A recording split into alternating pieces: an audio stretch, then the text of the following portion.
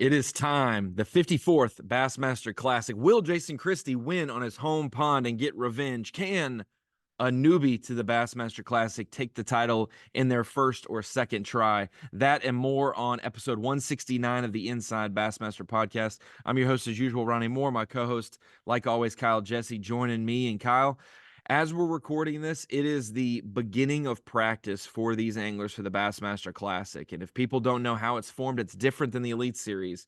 We normally have 3 days or 2.5 days leading up to an Elite Series event that these anglers fish and compete, and then it goes into tournament mode. But for the Bassmaster Classic, it is a week before the tournament starts. They fish Friday, Saturday, and Sunday for practice, emulating what they will do for the 3-day tournament a week later. They'll have a few days off for media, different things like that, rules, getting into the city of Tulsa. And then Wednesday, we will have the official final day of practice as the warm-up before the Classic starts on Friday. So things you find on Friday, things you find on day one of practice, they may be totally different by the time the tournament rolls around. That's why this is the hardest tournament in the sport to win. Yeah, there's no question. I mean, the dynamics of the Classic versus any other tournament, especially being in the springtime, a predominant time where everything's changing. I mean, in a week's time, the fish can go from being complete pre-spawn to spawning. I mean, that's like how fast things can happen. I talked to Stetson Blaylock about this very thing last year before the Classic, and that's what he mentioned was, things can literally change within the hour, like significantly, to where your pattern's gone and, the fish have moved on. So, practice being a full week ahead of the tournament makes it super challenging. And that's one of the things that we always talk about. And I know you get to ride around with an angler every official practice day. Um, you know, there's a lot to figure out in that one day, that one condensed practice day. And it's not necessarily about catching them. It's not necessarily about going and catching a big bag, obviously, during practice, but like, you got to figure it out quick because, I mean, the time, from the first 3 days of practice to the official practice day, I mean, things can change dramatically. And obviously this time of year with warming trends and the things that we're looking at, things can change a lot. So it'll be interesting to see, what the guys find in the next few days. And then obviously, what we figure out from the official practice day. Yeah, I think that these classics that have been moved to March have been more tumultuous than other classics. When we had the classics in the late summer, I'm thinking about Three Rivers and the classics, the Wileys and things like that, the 2000 to 2004, 2005 range. Those summer fish are where they are, and they're going to be there they were there a month ago, they were there, whatever the deal is. And then we transitioned to spring classics, but it wasn't really spring classics. It was late winter classics.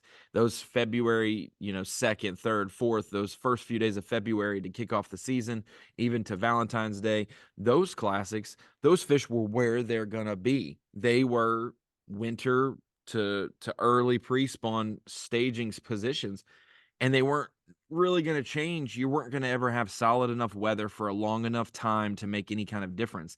Now that we have the Classic in that March 10th to March 25th range, that 2-week period, a lot can change. And like you said, consistent weather, changing weather, we're going to have people, and I always see this, that somebody is going into the final day of this tournament in the top 5, and they know leaving the dock that their pattern's done. Like, it peaked on day 1, it was tailing off on day 2, and they're still in contention. And then on day 3, I don't expect it to be a thing. And so that's the struggle of some of these guys. And then there's going to be people who peaked on the practice period of Saturday and Sunday. They were on them then. That can do 2 things. It can be very confidence building, that, hey, I've landed on them. Now I just need to go know where they go. But like you said, you got to retrace those steps on Wednesday of practice to figure it out, and hopefully connect the dots before Friday if there's any changes from there. So really, it's honestly, you want maybe a 1 or 2 good days of practice, and you'd rather them be like Sunday and Wednesday, not Friday and Saturday. Yeah, I mean, when you think about it, you can find out a lot or you can find out nothing all in the same time, with whatever your pattern is to start with. So that is certainly one of the most interesting things about, obviously, like we've discussed, the springtime classics, because things change so much. And it seems like the guys that really have it dialed in And this is hard to do. Like it's hard, and it's just a guess. It's not necessarily like a for sure thing, but like the guys that have done this enough know that like you prepare for what you think it's going to be like in a week. If you think it's going to be warmer, you need to try to find the areas that you think the fish are going to, or if there's a big cold front, like where they might push back to. Like I said, that's a hard thing to predict because the weather is not very reliable, especially in the springtime. So there's a lot for these guys to figure out in a short amount of time, and and again, like you mentioned, the guys that are able to adjust in the tournament are usually the ones that are going to be the most successful. Yeah, and you can get betrayed by a fluke fish. We always see it, the first wave of spawners. Sometimes there's not even a wave. It's 2% of fish are spawning and we think, uh-oh, it's happening. And the first real wave of considerable amount of fish that push up there determined to spawn, that may be 10 days from then. Like you see a sprinkling of it and you're like, wow, I thought they were doing it. Did I miss a wave, or have they not gotten there yet? Because two or three eager bass got up there and did their deal when it got warm. So that's the interesting thing. Same, just like Jeff Gustafson, I'm sitting in the studio. We've got Gussie's classic, his 2023 jersey on the wall over there, and that's where we're going to have the classic champs jersey, every year going. So I said, Gussie, you either have 2 weeks left with your jersey in the studio, or you get another year added on to it if you win the classic again. And so he's trying to go back to back. And he even said it last year at the Tennessee River in Knoxville. He said, if the tournament started when we were doing practice, I win the tournament by 20 pounds. If we do the tournament and it goes an extra day or two longer than what it did, I don't get in the top 10. Like, it was, his pattern was, like we said, fizzling out on that final day, but it was so good those first 2 days that he was able to ride that. And rarely can you ever weigh in two bass on the final day of a Bassmaster Classic and win. But he has had the two biggest bags of the tournament, day one and day two. And so that allowed him to do that. But there will be guys that maybe on Friday, like today, as we're recording this, they see a fish up shallow, maybe swirling, maybe creating a bed, maybe up there, maybe one bites a frog or a buzz bait, who knows, walking bait. And they get like lured into that. They have a few days of unproductive, and then it comes back to them, and more fish are doing that on Wednesday of practice or the final day or the first day of the tournament. It's like something you're going to get a clue that's either going to lead you astray, or you're going to get the little subtle hint of what's to come. You can smell the steak in the kitchen, but it's not quite there yet. And in a few little bit, it's going to be there. And so maybe we'll see some anglers do that. But Grand is one that's, you've been on it, I've been on it. It was the last classic that I covered on the water, was this 2016 Grand Lake Classic. And I got to live in that, you know, uh, Wolf Creek to Shangri-La, the upper mid lake. And that is a heavily concentrated area. If you're looking at the map, that is where a lot of good fishing happens. It's kind of the midpoint. You get a little taste of what it's doing up the river, you get a little taste of what it's doing down the lake. It's a good mixture. It's not the straight vertical bluff banks, and it's not the flat banks. It's the 45s, and I got to watch Alton Jones. I got to watch Bill Lowen, and covered those guys who are doing well in those tournaments. Um, we've also had an Elite Series event. People forget the 2018 Elite Series event, the KVD won, that may lend itself to being more realistic of a pattern than what we're seeing in past classics. Because the Edwin Evers Classic, the Cliff Pace Classic, those were 3 or 4 weeks earlier than what it is on the calendar now. So a lot of things to factor, but I think we're going to closely more resemble that early April Elite Series event than we will those past classics from late February. Yeah, and to piggyback off a few things you said there, the 2016 classic was the last classic I went to as a fan and not an employee. And then also I went to the 2018 Elite Series tournament just to watch weigh-ins. I went a couple of days, and got to watch weigh-in, and that was really cool. But Grand Lake, one word you said in there, and this gets brought up every time we go to Grand.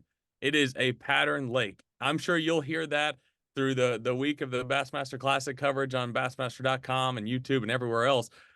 That word will likely be used a lot because it has been used to refer to Grand Lake for as long as I can remember. And having fished Grand Lake a good bit when I was going to school up in Fayetteville, um, I it kicked my butt more than I kicked its butt, as far as fishing is concerned. But the times that, you did catch them, you found that to be true. Like whatever your pattern may be, whether it's skipping a jig under walkways on docks, or finding the last little channel swing banks like we've seen like Bill Lowen do a few years ago, if you remember, like the little steep rocky banks that are leading into spawning areas, places like that. Whatever you can figure out, um, it does seem to be such a pattern lake. And that's not just my perspective of fishing there, but that's like every tournament we've seen there. You hear guys talk about that a lot. Whether it's Brandon Polnick throwing a crankbait years and years ago, Hank Cherry throwing a jerkbait, like it's a pattern lake. Like if you can figure out whatever pattern it is, that's working, it seems like you can exploit it in several different areas of the lake. Not necessarily drastic changes, but like you can hit all the pockets in a section of a lake and make the same pattern work.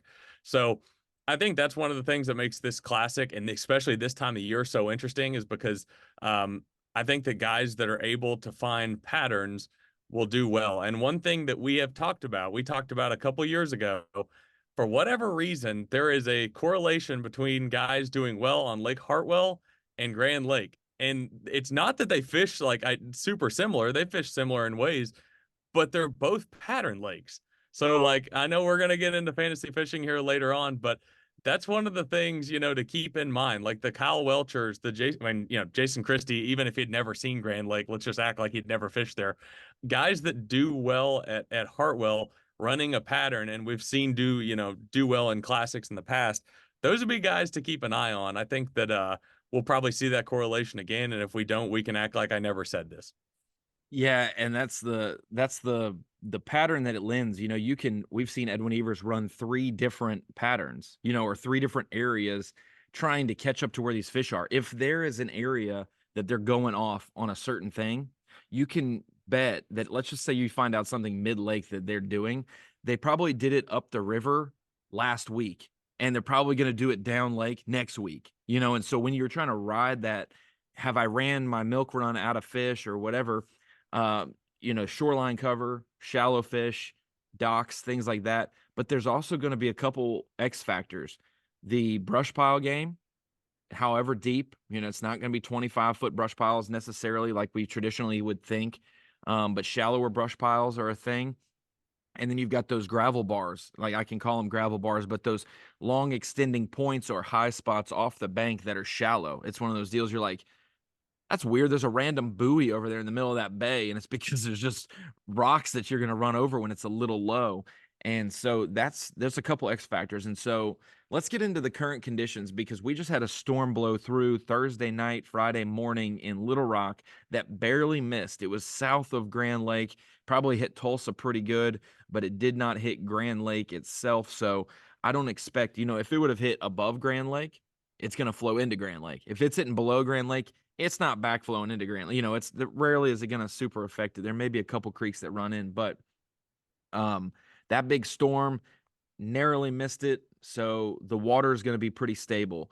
When we're thinking about the weather, it seems like through, Friday's practice day through, let's just say, Wednesday's practice day, in theory, it's going to be mid to low 40s for the lows.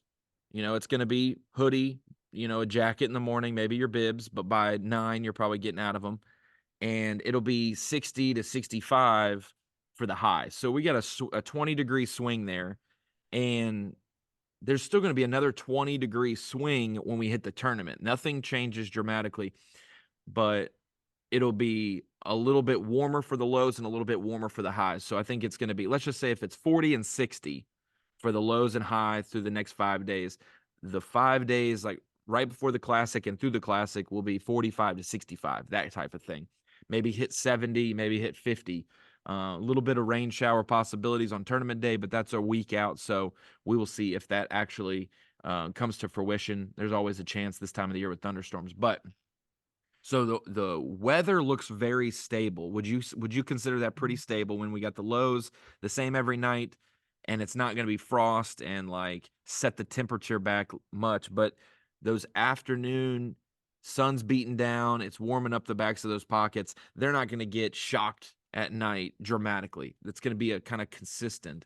And with that, we can kind of track the water temperatures. My guy, John Pilcher, made a top 10 in at Grand in the fall one year. He's a local there. We have to cover him on Bass Live, and I gave him a shout to kind of get some current conditions of Grand and how it's been fishing.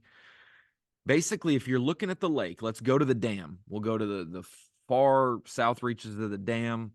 You've got Drowning Creek, you've got Duck Creek down there in that region. For the most part, the attributes of the bottom of the lake, steeper banks, deeper. When you're looking at like Hummingbird Lake Master and you got all your colors, it's a lot of blue down there and not as much yellow, greens, and reds. You know what I'm saying? And then when you get mid lake, you start to see more. And then up there, it's predominantly those other shallower colors. So when you think about the bottom of the lake, the water temp, from what the reports are, 48 to 52, somewhere in that 4-degree range. So some of the backs of those creeks may start to resemble spawn season. You can see the remnants or the start of it, the evidence, but it's not full blown yet. A lot more pre-spawn fish most likely in that stage, or late winter fish, deeper for sure. When you make it to that mid-lake portion, let's just say Horse Creek. Horse Creek's the first big creek south of Shangri-La when it makes the turn. So you got Horse Creek, Shangri-La, Honey Creek, I think, what is it, Echo Bay, that region right below the main bridge there in Grove. That portion of the lake is probably mid-lake, what we can call that. And that would be in the 52, 51, 52 range, a little bit of overlap from down lake to 54, 55. And so you're going to have fish on the move in transition. It could be the best portion of the lake, but it could be the most confusing in practice, if you get what I mean. Those fish may be on their way moving the next few days, and you don't really hit them that good going or coming. You don't know what's going on, but give it 4 more days, and they may be where you expect them to be, one of those deals. And then when you think about, from Wolf Creek up, Wolf Creek, Elk Creek, Neosho River, Spring River, all that stuff, a lot flatter river type banks. That is a 55 to 57-degree water temp deal. And so a couple degree discrepancies down through there, but really a 10-degree swing from the coldest of water to the warmest of water across Grand Lake. So with that notion in mind, the water levels are lower than what they'll be in the summer, but that doesn't mean they're low. It's at an acceptable normal level, and it may come up some in May or June, but it doesn't mean it's low now. It is where it's normally is. It's supposed to be. So what is that water level and the water temperature disparity from the lake? What does that tell you, Kyle, as someone who's been on the lake? That do you want to go to the coldest of water, knowing it could warm up and they could be coming to you?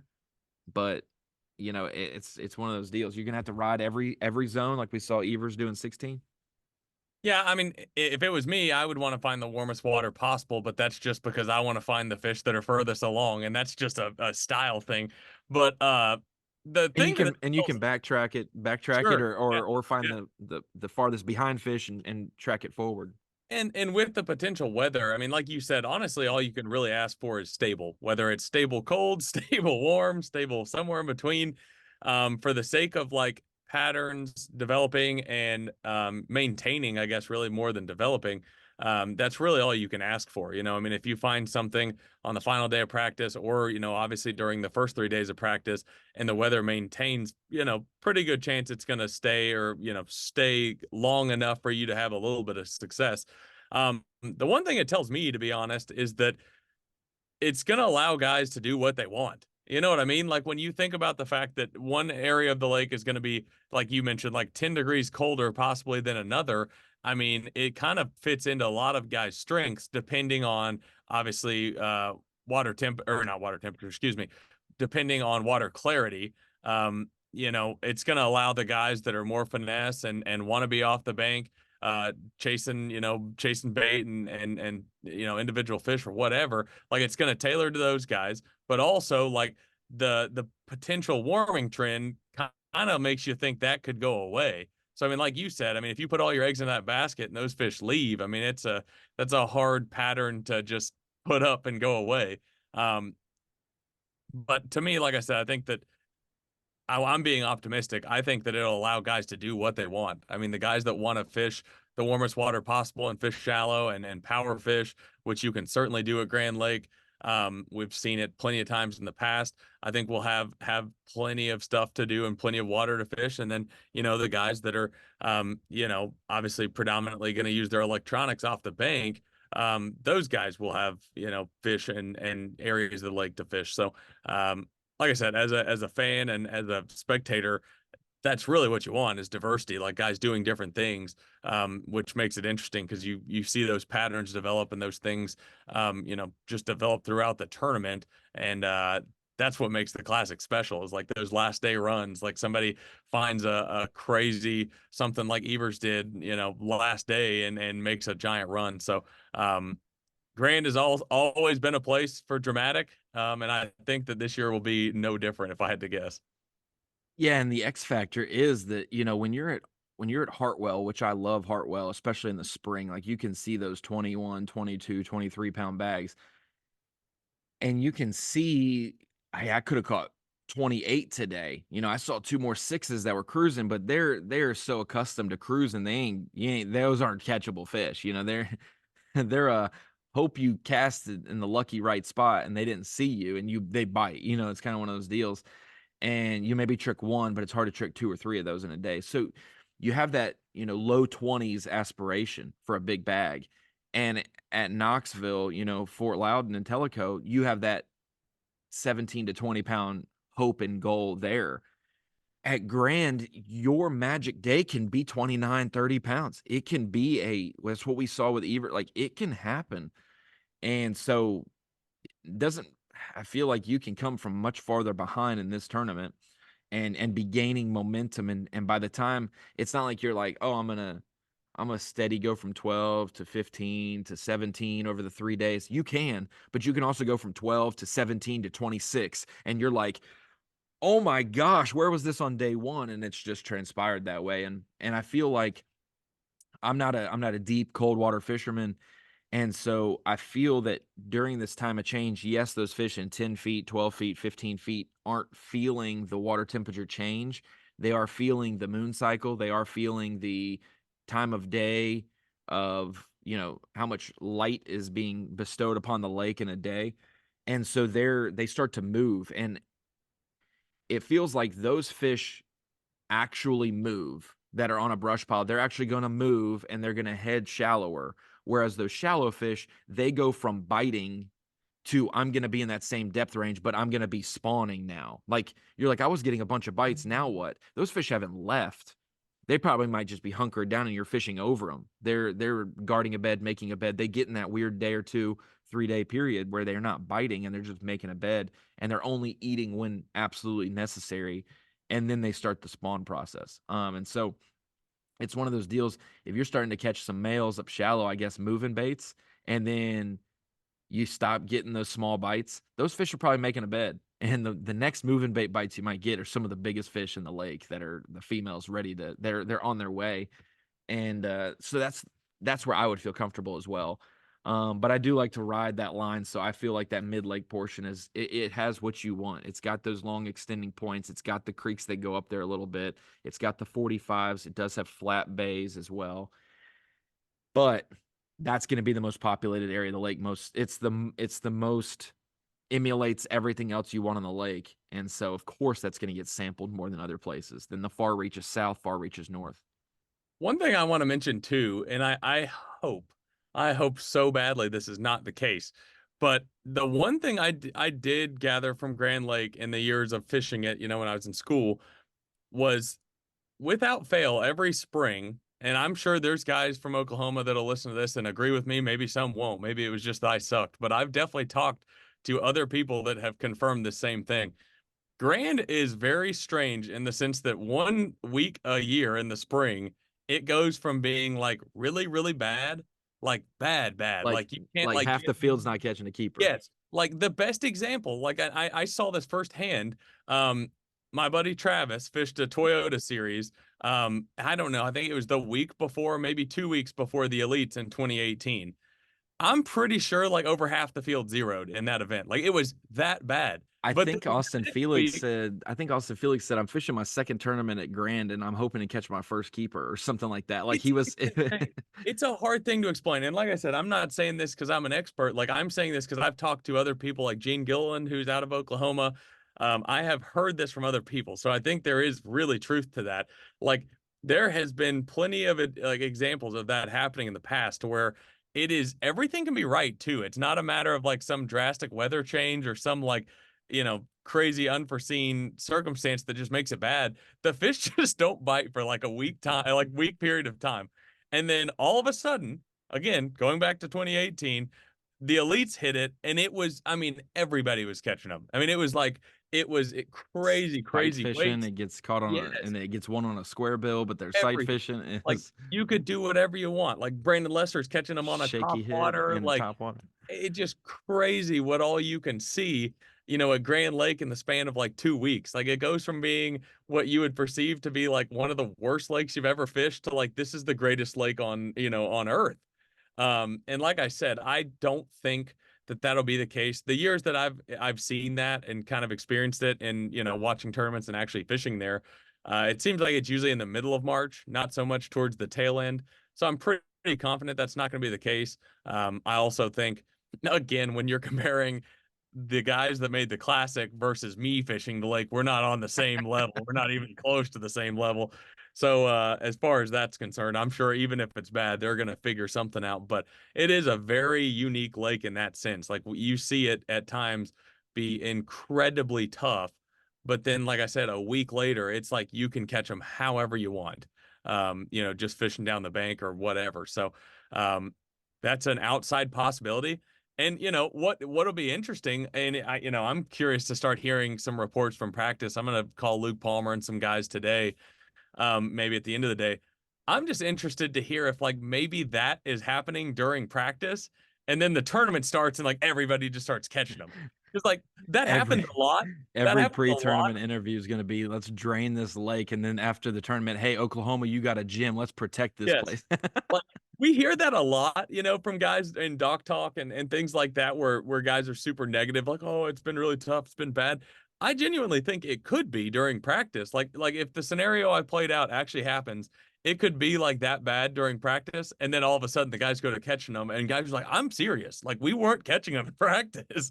Like when they're telling the truth and when they're not. Like if you've talked to them enough, like It's sometimes the they're biggest being worry, serious. dude. It's the No, biggest for worry. sure. You're practicing for the biggest tournament in the world, and you're not on Jack, and you're like, this is, man, Lord, I haven't been lucky in a while. Maybe this is the week I get lucky and just something happens and I can I can start to figure it out. And then you literally just roll up somewhere and just start catching them. And you're like, what is happening? Like, Yeah. this is not what Oh, I expected at yeah. all. I So had I had 6 spots and I had them all allocated to one number on the dice and I rolled it and like, oh, I picked the right spot. crazy. But then they'll be like, yeah, I've had this thought the whole time, when they were really just like, I don't know I what I'm hope doing. this doc's got one. But uh so Grand, I think they're more north of than Little Rock. They're up there on the Fayetteville, Arkansas, and I went to a basketball game in January with ice and snow and when it was single digit temps. And I was like, of course, this is the week I get basketball tickets 3 hours away. And I make Yeah. it there and it's like frigid cold. But um, since then, which is really the cold front that set Toledo Bend back into a winter, it was the cold front of the Midwest and the Louisiana, Texas region that we're in. And so since then there's been days it's 35 when I leave the house and I wear shorts knowing it's going to be 65 in the afternoon, and my wife's like, what are you doing? And I'm like, well, like I'm going to be inside all day, and when I get outside it's going to be warm. And so that's what it's been weather-wise, very consistent, but cold warm, cold warm. It seems like a traditional spring. We kind of want that cold to go away, but this is, we just had warm night last night, like with the big thunderstorms coming through. It was a very warm night, bunch of rain in our region, no rain in Grand. I actually called Brandon Pollock at 7:15 and was like, hey man, are you practicing yet? Because you're allowed to practice 30 minutes before daylight, and it's 7:15 is like it's basically 15 minutes to daylight. And he said, I'm parking the truck right now. And I said, did y'all get rain last night? He's like, I don't really think so. Like it's a damp, but I wouldn't say we got rain. Nothing to change the lake. So clarity, it's clearing. The lake is clearing up from whatever rain may have happened, and we haven't gotten enough to change it, at least going into practice. And so we'll see about that. But I will say, when we had that freeze and you saw those pictures of Wolf Creek half froze over, John Pilcher was saying that there was a huge shad kill, and that, with that, Kyle, we think, oh no, the lake's going to be in a downturn. No, what that is it seems like areas of the lake feed up on those dying shad. The bottom of the lake, the deeper, the colder water gets frozen down, those shad kill, and the bass just gorge. But then they may not bite frequently, are artificial baits. So you're like, what in the world? There's no bait present and these fish aren't biting. What's going on? This is a dead portion of the lake. But then when it gets to pre-spawn, spawn time, they're going to be bigger than you expected, because then they start to show up after gorging themselves. So that's one positive to a shad kill from January, is that those fish, if they make that move, that south end seemingly could be an X factor. Yeah, no, I'm just laughing over here because I had completely forgot about shad kills on that lake. I only experienced it once, but I was out there one time it was like a club qualifier tournament, like no big deal. And we pulled into some pockets, and it was like you hear shad kill, and you're like, oh, like I don't even know if I'd know what that looked like if you see it. Oh, you know, You I can mean, there's you can dead smell it. shad everywhere. I mean, it's like you can't troll 5 feet without just seeing one just like floating to the surface. And you're like, good grief. And I Like remember, a second shad spawn, or it's the first shad spawn. yeah, it's very strange. Like I said, that I have nothing to add to that. I just, when you said that, me and Dustin Elder, who works with Pradco now, had an experience on Grand Lake with that exact thing. And we are like, what is going on? Like, why are there so many dead shad everywhere? And you're exactly right. They were harder to catch doing traditional stuff. And we literally ended up having to resort to yo-yoing like shad colored traps on points and stuff just to kind of try to emulate like a dying shad. And best I remember, I'm sure we didn't catch them, but I think we caught some. So that was good for us. So yo-yo in a trap on points. Beware. No, we're far enough removed from it. You don't have to do that. But it is interesting. Oh, And if they're taking my advice, they're already losing. They're already not making the final day, I promise you. hey, we And have also a more shad. time on You're talking Grand. about a shad kill that happened in January. It's Oh, March exactly. 15th. Exactly. And so, yeah, but we have been on the lake probably more than most classic competitors, because the Elite Series field's so young. They haven't probably had an event at Grand. And then um the first or second year classic qualifiers from the opens, like maybe they fished one in the fall. But it is good to have that perspective. And it's one of the most iconic lines that I've remembered as a kid growing up. Is the year before I started working with Bass was the Grand Lake 2013 Classic. And I remember this from Cliff Pace, when he said, I'd rather fish a good lake that's fishing tough than a Mhm. tough lake that's fishing good. And I'm like, well, I want it to be good no matter what. Like, what are we talking about? And like, if I'd rather, but it makes a lot of sense. And it is a place, like we were saying, that it could be tough, but every bite you get's a 5-pounder, and you have 25 at the end of the day.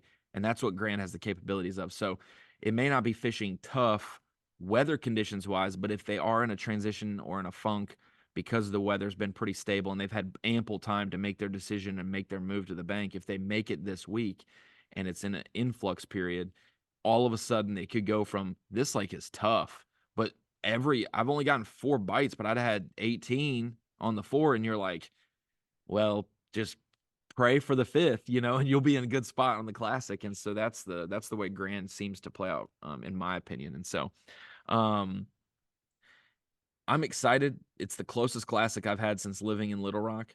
We've had, Fort Worth's only 4.5 hours away. Tulsa's, in that 4-hour range, 3.5 hours. And man, it's a fishing community. There's a lot of, like, Grand Lake has been the teeth cut in place for a lot of great anglers over the years. especially like a Jason Christie. So let's talk about that a little bit. The opportunity that presents itself for guys, like we have a lot of storylines. You got Gussie trying to go back to back, which seemed unreasonable. And we've had Jordan Lee do it in 17 and 18, Hank Cherry do it in 20 and 21.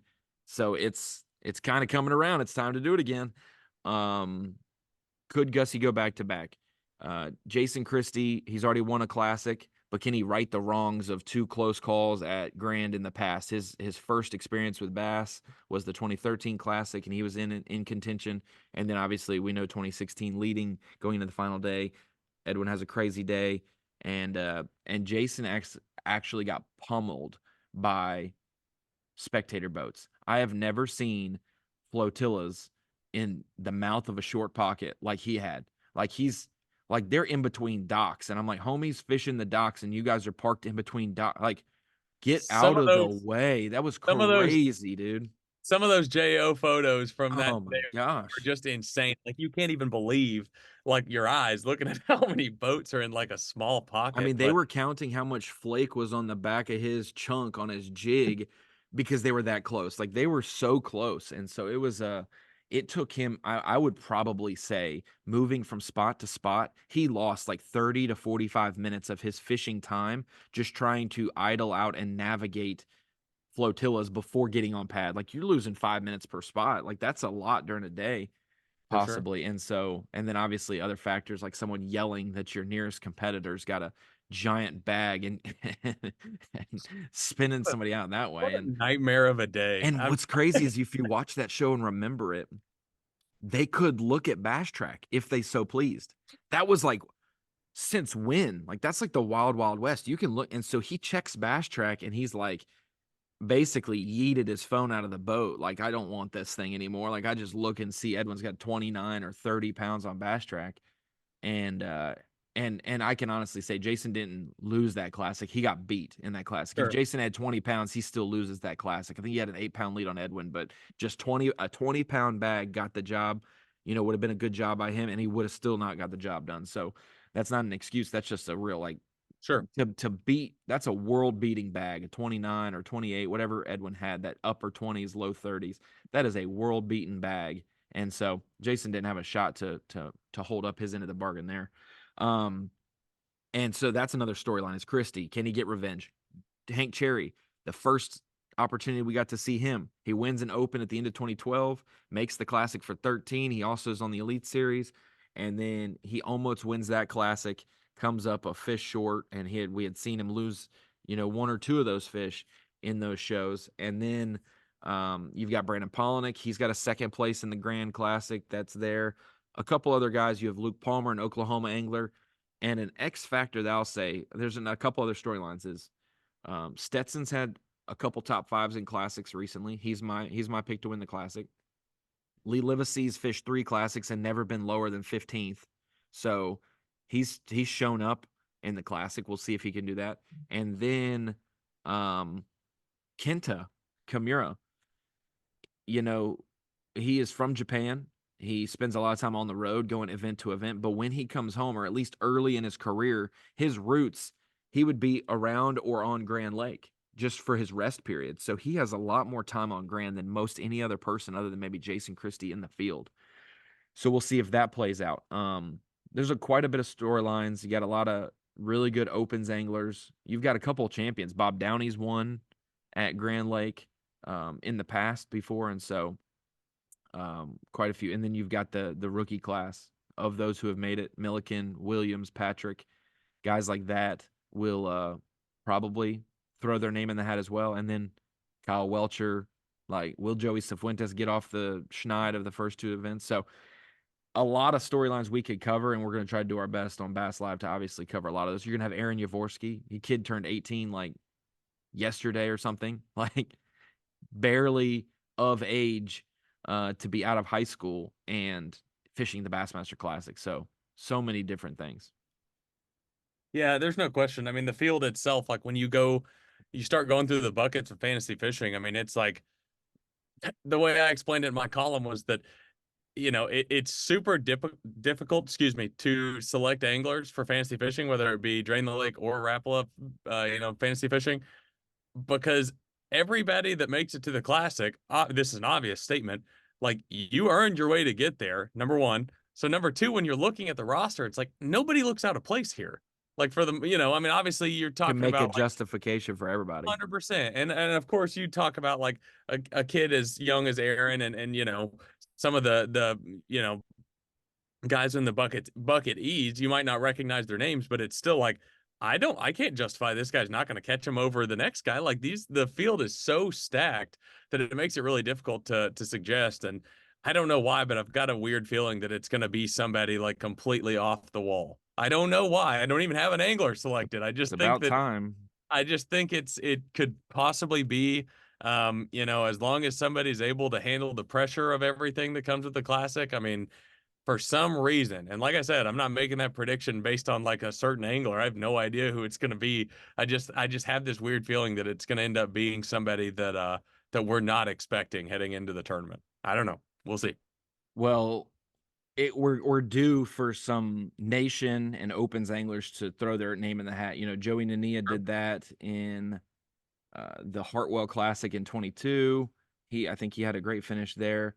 And then we've had like the Tim Johnstons of the world, the Paul Muellers when they were just nation anglers that had great finishes. We've seen Kobe Carden come through and do well. It's always an interesting thing when those guys who don't normally fish against these Elite Series pros, how they handle it. Some guys go in there like, I'm going to try to win the classic. And some are like, I may never make it back here. I'm going to enjoy the week. And there's a fine line of doing both of those.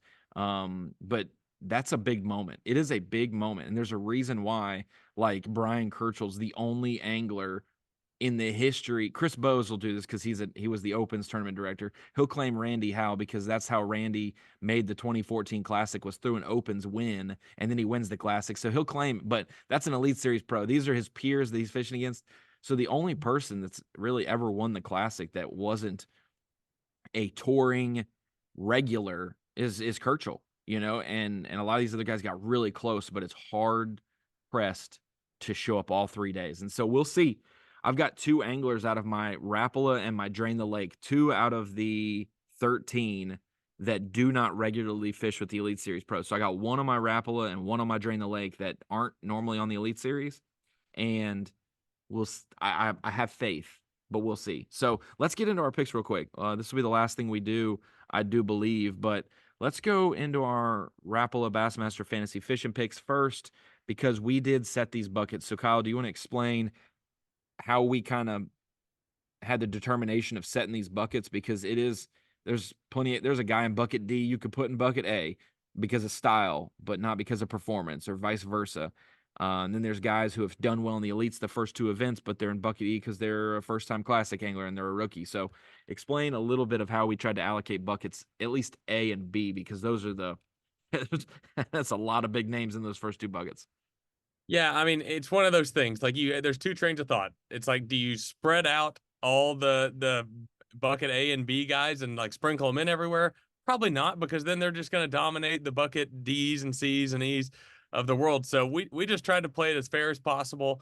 And when when you said how did we come up with the buckets, it was as simple as me calling you during the Lake Fork event and saying, dude, let's figure out these buckets here. Let's figure out how we're gonna do this.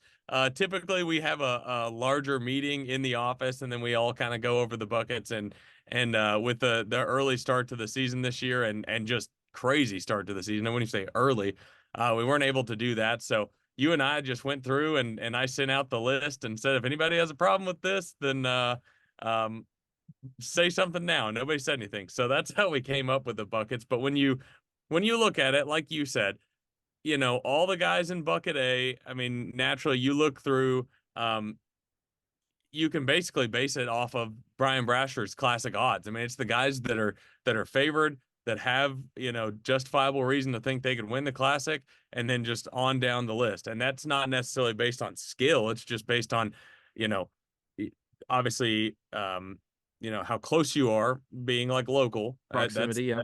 Yeah, proximity. I don't know why I couldn't think of a word there.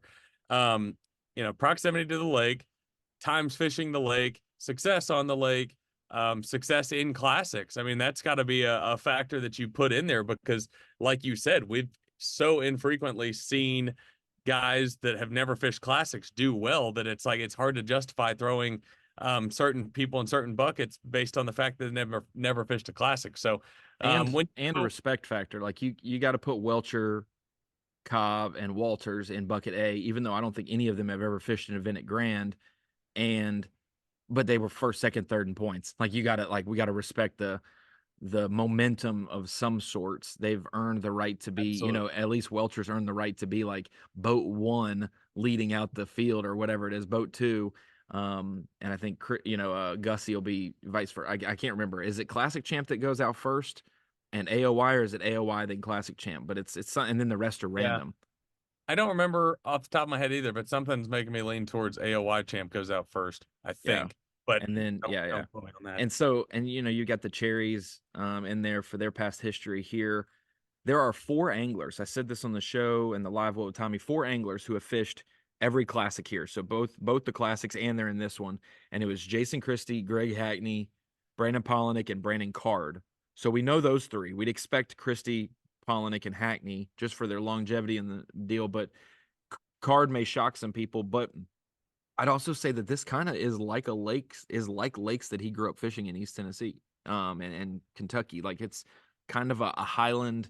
It's got different. You can go to one aspect of the lake, and it's different than the other end of it. And so, interesting to see that. And I think if we go even farther, all four of those also fished the Elite Series event in here in 2018. So they have two classics in the Elite as well. So let's get into our picks. Bucket A, I'm gonna go bucket A through E, and then you'll give me yours, and then we'll go bucket by bucket on discrepancies. But I've got Kyle Welcher, Stetson Blaylock, Scott Canterbury, Hunter Shryock, and Adam Rasmussen.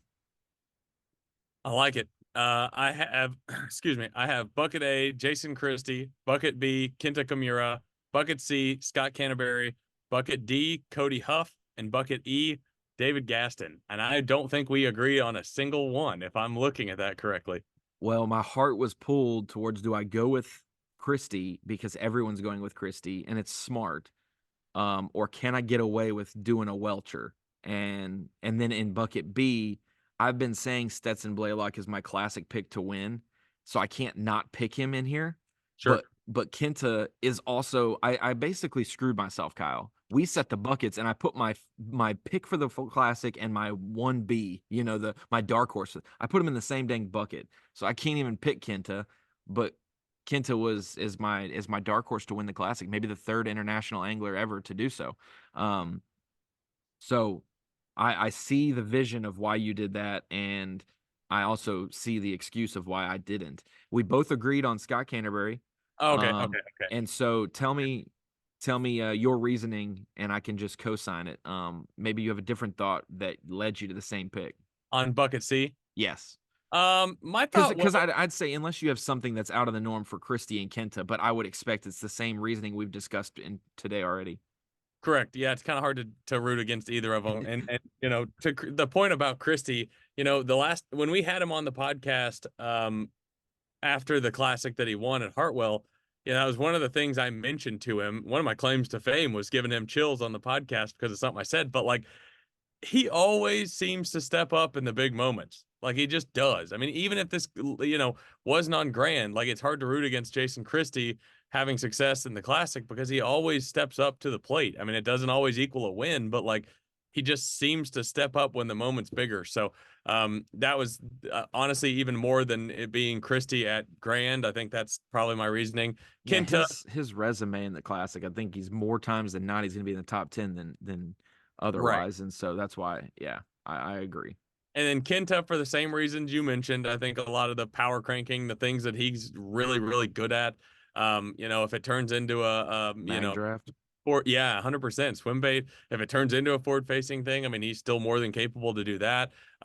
Very well rounded. But to answer your question, bucket C, um, a lot of my picks, I was basing it off of what we talked about earlier with it being a pattern lake.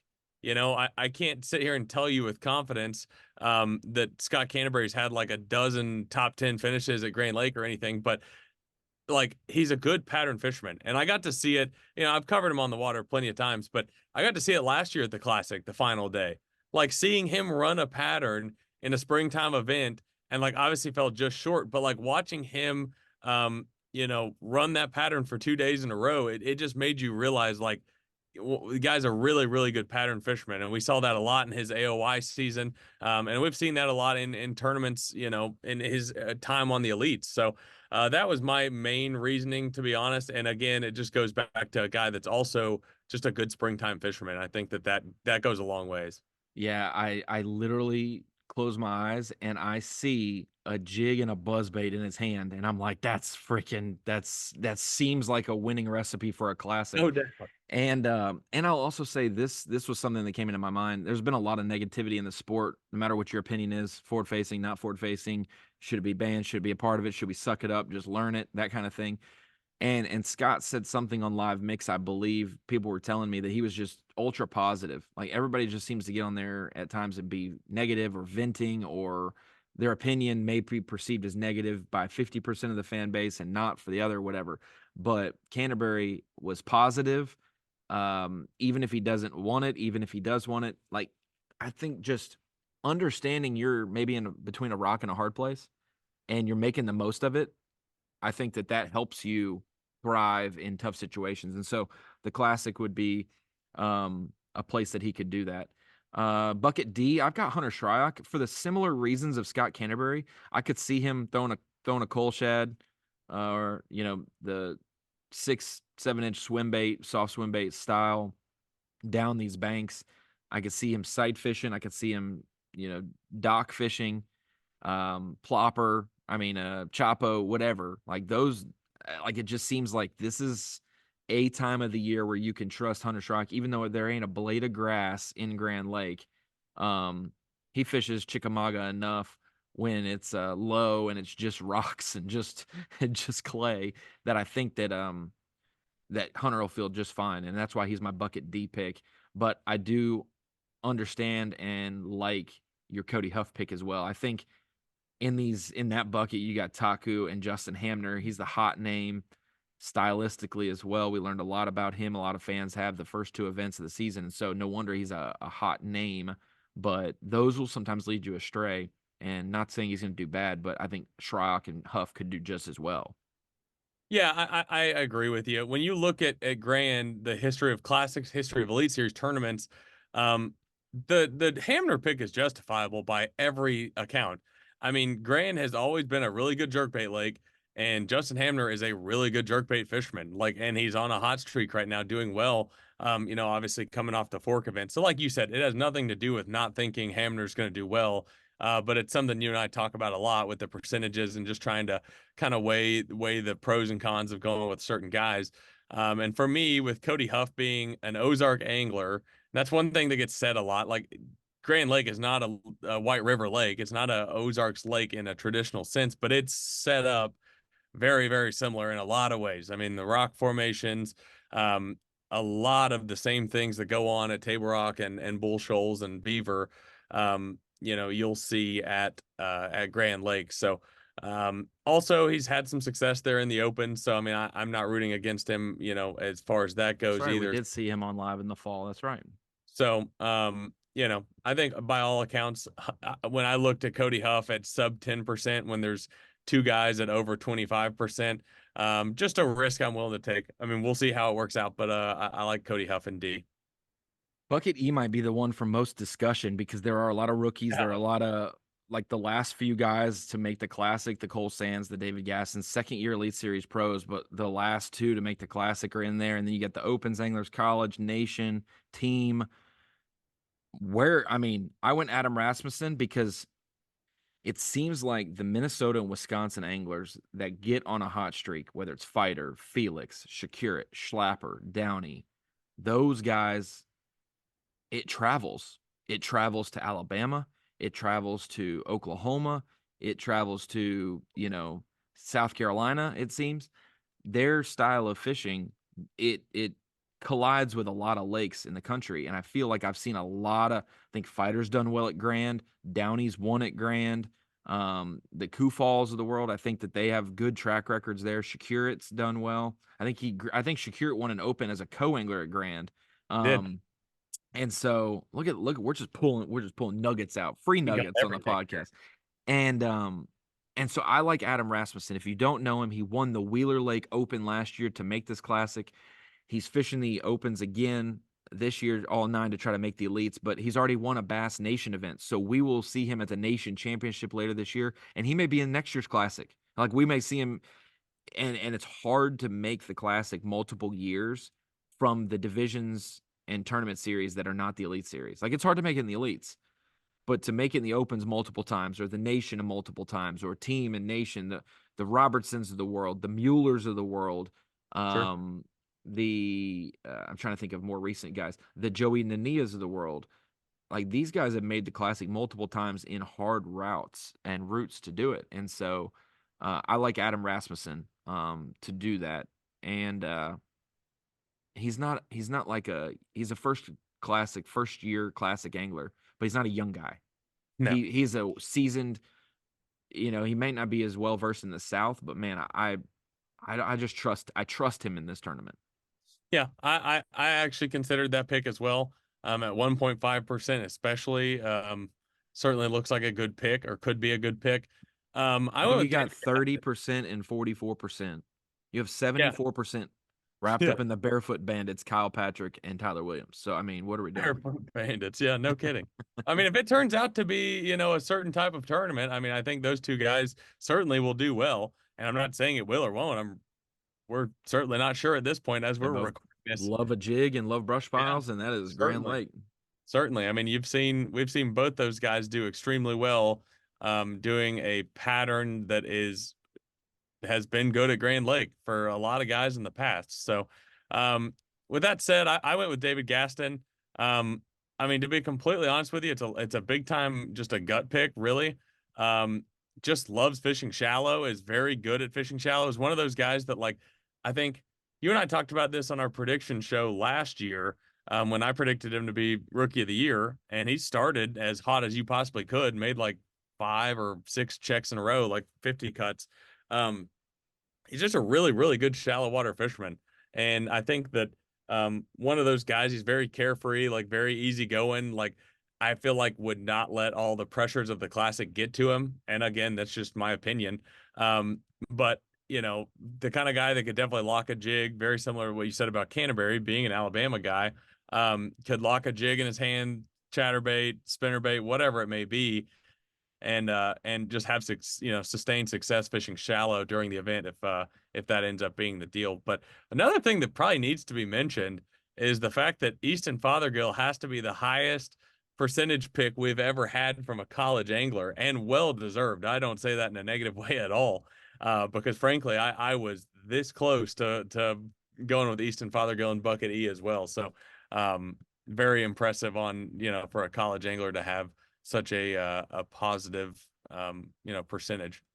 Yeah, and like it's weird to look at Jason Christie, even though he's in the highest bucket, the best bucket, bucket A, as he's the fourth most picked angler in fantasy fishing for Grand Lake. Like there's 3 guys have 40 something percent, and he's not the highest. We saw Lee Livesey with like 116% pick rate at Fork, like people who don't even play fantasy fishing were picking him. And to see him at 39. So if you did your chalk team for Rapple, if you just went by the highest percentage guy, most picked person in each bucket, your lineup would look like Jason Christie, Ben Milliken at 42%. You've got Kiyoyo Fujita at 44%. You've got Justin Hamner at 30%. And you've got Tyler Williams at 44%. So Christie, Milliken, Fujita, Hamner, Williams. And that would be your chalk lineup. I've got it just under 60 pounds, 59. I think it'll be, the 18 to 19 a day. And I'm hoping more. What do you think weight wise? I have very similar. I have 58, 58.10. Yeah, 58.10. Oh, Um, we are within like 10 ounces of each other. That's crazy. very, very close. Yeah, I could see it being a little lower, and I could see it being higher. I'm really not sure what it's going to be exactly, but I went somewhere in the, upper teens a day thinking that would probably get the job done. So, yeah, I went 58.10. Let's go to our drain the lake real quick because I do have to head out. I got to go to the hospital. Gotta, not for any emergency. I got to go meet my wife there. So, um, let's do drain the lake. 8 picks. You're trying to balance maybe using a guy that's not on the Elite Series and stealing a pick here so that you can save some Elite Series guys for the Elite events later in the season. It's hard to use some of your big guns early in the tournaments at Toledo and Fork, knowing you could save them for the Classic. We've got Harris Chain St. John's right behind it. You got the smallmouth swing. Do you use the Johnstons in the Classic? There's a lot of things that you have to balance. Basically, maybe more than that, but 4 of my 8 guys we've talked about extensively. So I'm just going to list them off, and then you give me your first 4 or the ones we've talked about the most, and then we'll talk about the 4 maybe that we haven't. So my first 4 and most talked about 4 are Jason Christie, Kenta Kimura, Stetson Blaylock, and Tyler Williams. I think we just talked about Tyler Williams enough that I'll claim that. Those are 4 guys: Jason Christie, Kenta Kimura, Stetson Blaylock, and Tyler Williams. I'll be completely honest. I went with really heavy hitters for the Classic. I'm trying to get those triple bonus points. Yes. Right now, I'm in a really good spot at 98.3%, top 300 in the world. So, looking sharp right now. So I'm going for the win. So when you hear this lineup, just be like, understand that I'm going with some heavy hitters. So I've got Jason Christie, Bob Downey, Kenta Kimura, and Hank Cherry as my first 4. Okay. I like those picks. My second 4 and probably the most underdog, under the radar guy in the Classic, Matt Airy. And then I've got Brock Mosley, Joey Nania, and Luke Palmer. I could have put Palmer in the first 4, but I put him in my second 4. I think all my guys have been mentioned basically except Airy and Mosley throughout the podcast already. But give me your last 4, and then I'll give some reasoning. We share an angler there. So my last 4 would be Easton Fothergill, who we mentioned earlier, Matt Airy as well, Brock Mosley, and I this will shock you a little bit. I went with Gussie because exactly what you said. It seems like almost every time somebody goes back to back, the second one is the most unexpected. Like nobody expects it, and like nobody's talking about Gussie being, a big favorite in this tournament, which I think will play into his hands nicely. I know you can justify using Gussie up north, and you can use him smallmouth tournaments. Like I've cemented it in my head now. There's so many good smallmouth fishermen that using one in like an early tournament is not gonna kill your chances of doing well later in the season. So I went with Gussie for my last pick. Yeah, and that Airy pick, it's 21%. So it I think the word's gotten out a little bit, but he's gotten a second, a third, and a fourth in like Toyota Series or FLW Tour events in the past, from the first week of April, second week of April, or last week of March, first week of April, second week of April, like second, third, fourth. So he's Very trying good to, on Beaver as well. Like a yeah, very similar lake. He's very good in that region. There's no question. and he's a Carolinian. Like it just translates. Like Hartwell, Grand, you look at them, they're different. Maybe Eufaula is closer to Hartwell, but something about South Carolina, North Carolina, and Grand and Oklahoma, that region, it vibes well. Um, Brock, I think Brock needs it. I think behind the scenes Brock needs it. He won an elite. Man, what it would be for him to win a classic. It's his style. It's right up his alley. Square billing, maybe a dirty water spinnerbait if he finds some water inflow that's dirtier, something in the back of the pockets. I think that could be big for him. Joey Nania, I mentioned that. Hard to make the classic twice in the opens, but he's done that in short order, winning in 2021 at Pickwick to go to Hartwell and winning at Eufaula, Oklahoma to come to Grand Lake. And we mentioned Luke Palmer earlier. Palmer is a determined, skillful Oklahoman who he's been consistent enough, jumped up and won an event last year. I would not be shocked if he jumped up and won the big one for sure. Me neither. Not at all. And I just don't know. Is he a Boomer Sooner or a Go Pokes? Which one is he? he's an Oklahoma State fan. So his Okay. whole family, I knew I liked him better. I knew I liked him better than the most. we talked about it at Fork, actually. I bet him that he wouldn't go up on stage in front of a bunch of Texans and tell them Boomer Sooner. And he was like, my family would kill me if I did that because we're not even Oklahoma fans. So Go Pokes, baby. yeah, so he's a OSU fan. So, my first four, to be honest, I mean, a lot of chalk there. Obviously, Christie, Bob Downey has won an event there. Not a great start to the elite season. I think the you know style of fishing, even regardless of his success there, sets up super well for him. Kenta Kamura for the same reasons we've mentioned. Hank Cherry for his just classic pedigree. Like, you can't really just throw that under the wayside. I mean, Hank Cherry is about as good as you can get, in the last four classics he's fished. And also a place that he's done well. I mean, obviously had a lot of success at Grand, had the potential winning fish in his hands at Grand Lake. So we've all heard that story, of course, but like I said, Easton Fothergill, it's just I like it. a gut pick one and just a faith pick. Like, I just have faith that the dude catches him everywhere he goes. I don't know why Grand Lake would be any different. I know he got to ride over there for pre-practice around Christmas time, so I think he's getting, probably more familiar with the lake than he would have been otherwise. So and then obviously Matt Airy for the same reasons you mentioned, Brock Mosley for the same reason you mentioned, and then Gussie just for the sake of like an under the radar. It's hard to say that a guy that just won the classic last year is under the radar, but it seems like the pressure is a little bit off of him because like he's not getting talked about as a big favorite, which again I think will play into his hands well. And he's roommates with the guy. You like if you're not the guy at a lake, I'd like to know the guy, and he knows the guy, Jason Christie. I like it. Well, I always do this. We save it for the end. The 10 cameras we're going to have day one next week, barring any dramatic changes. It shouldn't. We've already texted all the people that would make it official. Got Jason Christie. You get Jeff Gustafson. You got Kyle Welcher. You get Patrick Walters. We got Luke Palmer. We've got Greg Hackney, Brandon Polinick, Ben Milliken, Kiyoya Fujita, and who am I forgetting? And Luke Palmer. Luke You Palmer. said Luke Palmer Oh, I already said Luke? Yeah.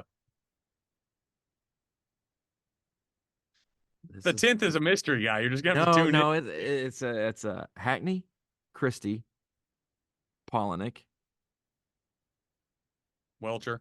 Welcher, Walters, Palmer, Fujita, Milliken. I gotta look at the list. How did I forget? How did I forget? It's fine. We got time. We got time. We got time. Oh, I texted Lisa. Let me look at Lisa's text.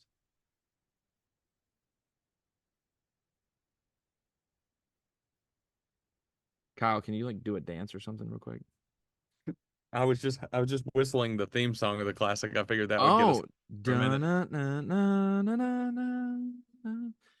and oh, Hank Cherry. I'm sorry, he's the 10th one. Yeah, Hank Cherry for that I'm same gonna exact know reason. the fate. So I'm we've gonna got know the fate of my fantasy team really early on in this yeah, tournament. we've got the three most recent classic winners, and then we've got some Oklahoma, and then we've got some hot elite guys that are Fujita and Milliken, and then you've got the traditional hammers that have experience with Walters, Welcher. I'm going to be riding with Welcher on the final day of practice, so it should be a fun one to kind of see how the last time he made a cast at the classic, he was just ounces from winning it. And so we forget that he didn't make the next year's classic because of his poor elite season. And then he turns around and wins AOY and he's in this classic. So a little removed, but I'm excited. So Kyle, it's a good one. This is the last one. Some conditions will change, but we will see each other in Tulsa and we will see each other at the classic. And it'll be a great tournament. The BOK Center for the weigh-ins, the convention center across the street for all of the expo, and the Bass Live, college game day type vibe. The tailgate, the Bassmaster tailgate, will be in between the two buildings. So if you're going to go from the convention to the weigh-in, or you're going to go from your hotels, you're going to pass it. You're going to see the stage. The whole crew will be there. Tommy, Davey, Zona, Such, myself, Mercer will stop by, and we'll have guests throughout. But it'll be the Bassmaster Classic the next time we see each other, and somebody's going to have their life change next week. Let's go.